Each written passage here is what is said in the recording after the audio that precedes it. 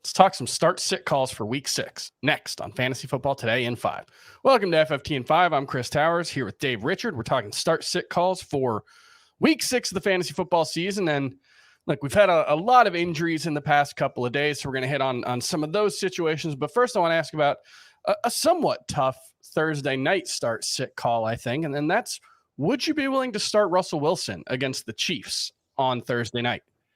I think if I start him, I'm open for garbage time. And I admit that he has played much better this season. But I would expect that Russell Wilson will see a lot of pressure. And when he's seen a lot of pressure, he hasn't done very well. Last week was an example of that. He was sacked 4 times, over 17 dropbacks, completed only 3 of 8 throws when he was pressured. I don't feel great about starting Russell Wilson. He's at best a bye week replacement for me. Would you start him or Jared Goff at Tampa Bay? I believe I have Goff ranked higher. What about this one? That's fallen a lot. Dak Prescott at the Chargers this week. Yeah, I think this is a bounce back spot for Dak.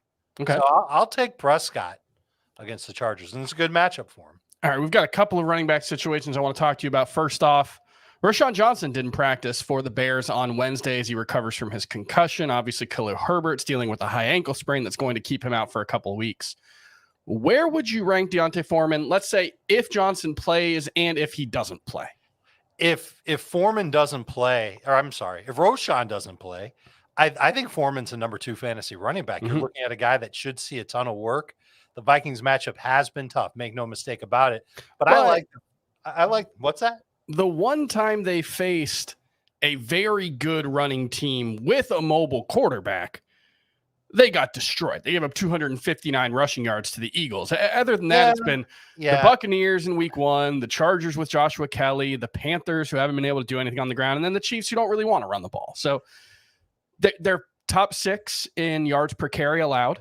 I don't think they're Eagles. I don't think they're that good, but I think that they'll make it hard on Foreman. But what I like about Foreman is that he'll have fresh legs and he'll see a ton of work. By virtue of that alone, he's a number 2 fantasy running back. And the other one I want to ask you about is Arizona, because there were a couple of tweets. Adam Schefter tweeted it, and everybody kind of freaked out. For what it's worth, latest Cardinals depth chart lists RB Keontae Ingram as the starter and Amari DiMercato as his backup. And everybody freaked out. And I was surprised that anyone was surprised by that, because, when I was getting ready for all my waiver wire runs and when I was writing about it and talking about it, it was always, if Keontae Ingram is out, Amari DiMercato should have a big role. How are you viewing this running back situation with James Conner out? Yeah, I'm viewing it from a million miles away. I really don't want to touch it. I know that there are some people who will play running back for Arizona. I don't want to trust them if I don't have to. I've also learned not to trust the depth charts that are made public. Sure. And that things can change in a jiffy. I thought DiMercato was okay as a runner last week. I've never thought that Keontae Ingram looked particularly good as a runner. So my hunch would be that they would split rushing downs work and DiMercato will handle the passing downs work. I want the running back that'll handle the passing downs work. I think that makes sense. All right, let's move on to wide receiver. And coming off a big breakout game, are we just DeAndre Hopkins? We're starting him every week now? I don't think you have to necessarily start him every week. I think he had a very favorable matchup in week number 5. And I think for the last 2 weeks, the Titans have been trying to get him into the end zone. This isn't as easy of a matchup for him against Baltimore. It's going to be tougher on Ryan Tannehill. I think that this is one where you'll use him as a number 2 wide receiver, but maybe you lower the expectations.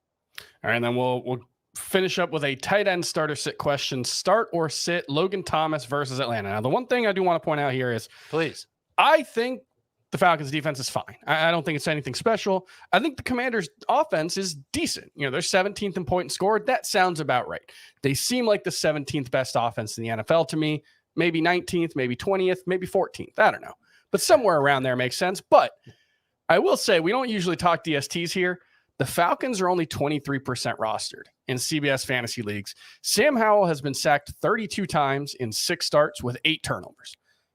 Go pick up the Falcons DST. They're probably going to have a good week, even if the Commanders offense plays pretty well, because Sam Howell just takes a ton of sacks. It's part of what makes him fun. It is part of it. You live and die by that sword. My counter to that is that Washington's Well, they've given up some good numbers to Mhm. DSTs, but a lot of it's been touchdowns when the DSTs have really gone off. So maybe kind of a low ceiling type of DST play. And I'm starting Logan Thomas. The Falcons see the third most targets per game to tight ends. They're not necessarily terrible at defending them, but I think the opportunities will still be there for Logan Thomas to catch a bunch of short passes against zone coverage and maybe score. Yeah, this is a Commanders offense that is really spreading the ball around since among Sam Howell's 210 pass attempts since he became the starter. Well, started one game last year. No player has a target share higher than 17% with this offense. Thomas, I think, is third around 15 or 16%. So they're really spreading the ball around. But at the tight end position, unlike with Terry McLaurin and Jahan Dotson, you can be fantasy relevant with a 16% target share. It's a lot harder at wide receiver. So that makes it more difficult to trust Terry McLaurin and Jahan Dotson. You shouldn't trust Terry McLaurin and Jahan Dotson if you can avoid it. And that's going to do it for FFT and 5. We'll be back tomorrow to talk more start sits and recap Thursday Night Football. We'll see you then.